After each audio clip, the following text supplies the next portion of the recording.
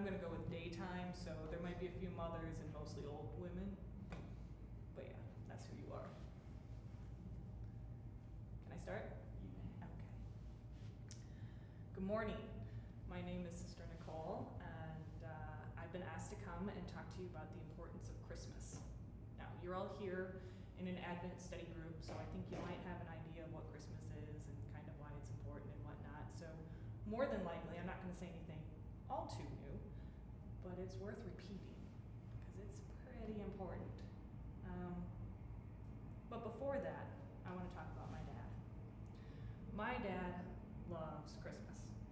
My dad has the Time Life records, the songs, we sing them every year.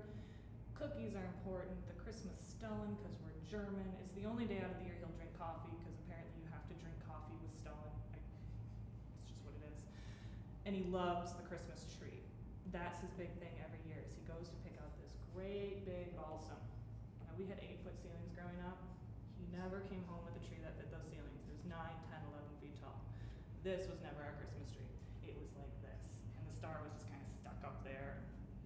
But he loved it. He loved the smell. He loved the tradition. He loved every part of that. And I loved Christmas more, and I loved him more because of that, because of how much he just got into it, bringing all the family together, and it was great. And I'm sure you all have similar stories.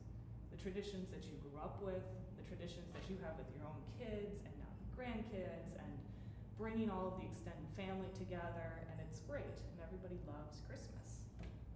And my dad loves Christmas, and you can get into it at that level. But the thing about my dad is he's not a Christian. He loves Christmas as much as he does, and he's not a Christian. The rest of us in the family love Christmas for all the same reasons he does. But we also have a little deeper meaning. We also have a little deeper understanding of what Christmas is. And we love it that much more. So what is that? What is that deeper meaning, that important thing that makes Christmas Christmas? It's pretty obvious. It's Jesus.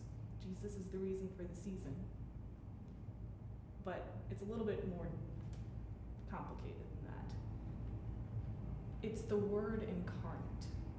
That is what's important about Christmas. God decided to become one of us. God decided to become one of us so that he could then die and raise us to eternal life. God's God.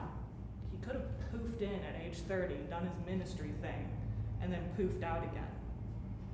But that wouldn't have worked. The Word needed to become human. And in order to do that, he had to be born, he had to live, and he had to die. Now the Word's been around. Moses got the Word on the tablets. The prophets all got the Word, and they may or may not have listened. And Jeremiah devoured the Word, took it into his heart with joy. But apparently that wasn't enough. Apparently that wasn't enough for us to listen to. And so the Word had to become one of us. It's a good thought. We can relate to that, which is similar to us. So that's exactly what God did. He became one of us. And thankfully, Mary agreed to this. Mary had her thing going. She was betrothed, she was going to have kids, she was going to have grandkids, and because this is like year 0, she was going to die young. That's just what happened. She had this plan. And then God, the great disruptor, which again, I introduce myself as Sister Nicole. Believe me, God throws wrenches in people's lives. But I digress. Mary had a plan, and thankfully she said yes to what was inevitably going to be a very difficult life. She questioned, I do not know man, how does this work? And God was like, don't worry, we got this covered. And I would have followed up with, but I had a plan. And that's a good way to make God laugh, is to tell him that you have a plan. But God became man. God grew up. God died. God raised us from the dead for everlasting life. And that's why Christmas is important. Christmas is important because Easter is important. And Easter is important to us because it's how we live forever. It's how we are one with God. And so we celebrate. We celebrate this birthday. We celebrate the birth of Christ. And we do that in a lot of different ways. Hopefully, the main way is Mass. Hopefully, we take this beautiful representation of the sacrifice that God had, and we celebrate that way.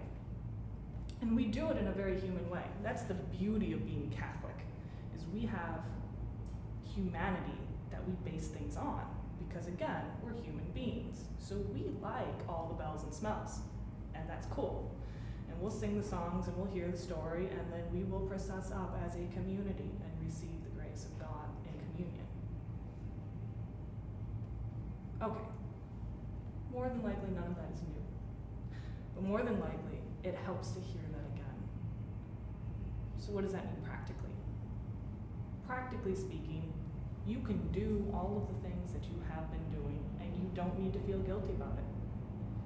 You can bake for the next month all the Christmas cookies that you want.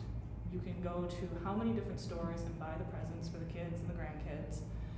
You can wrap them up and say they're from Santa Claus, and that's good. And I'm speaking from as a 33-year-old who still gets a Christmas stocking. Santa Claus is good. All of that is okay. All of that is how you celebrate. All of that is how you continue tradition. The important part is that you remember why. The important part is that through all of that, Christ is with you. The important part is that when you're wrapping the presents for the kids know why.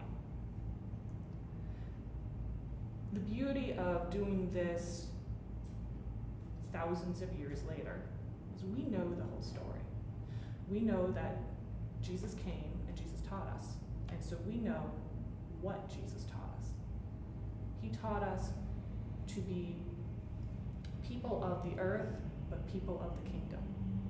So we need to think of others as ourselves, and we need to treat others as we would treat Christ. So through all of your shopping, buy an extra gift for the Toys for Tots. When you're making the meal and inviting the whole family, invite the elderly neighbors who don't have anywhere else to go. Volunteer at the soup kitchen. All of the stuff that you normally do is good and okay. But just remember why. And maybe add a little something onto that. And again, more than anything, teach it to the kids. Because when they grow up, they need to know that Jesus is the reason for the season.